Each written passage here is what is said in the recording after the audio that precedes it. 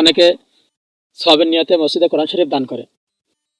আমি বলতে চাচ্ছি বিষয়টা আমরা একটু খেয়াল করব। সেটা হলো, আপনি একটু চিন্তা করেন যে আপনার মসজিদে কতগুলো কোরআন শরীফ আছে। অনেক কোরআন শরীফ আছে, কিন্তু কোরআন পড়ার লোক কিন্তু নেই।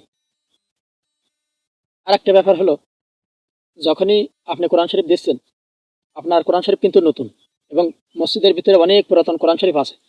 তো আপনি যখন নতুনটা দিবেন, যারা দুই একজন মসজিদে তিলাওয়াত করে তারা কিন্তু এই পুরাতন কোরআন শরীফ আর কি ধরে না, আপনার নতুন কোরআন শরীফই তারা পড়বে। এরপরে আপনার পরে যে ব্যক্তি কোরআন শরীফ দান করবে, মানুষ কিন্তু তার কোরআন শরীফই পড়বে, আপনার কোরআন শরীফটা কিন্তু কি আর পড়বে না। কারণ মসজিদের ভিতরে অনেক কোরআন শরীফ, এবং মানুষ চায় যে আমি নতুন জিনিসটা পাঠ করি, এটা মানুষের স্বাভাবিক চাহিদা। এই জন্য মসজিদে কোরআন শরীফ দান না করে কোনো মাদ্রাসায় যদি আপনি সেটা দান করেন, হেফজখানায়, যে সেই কোরআন শরীফ পড়ে কিন্তু ছাত্ররা হাফেজ হবে, বিরাট একটা সওয়াবের অধিকারী হবে।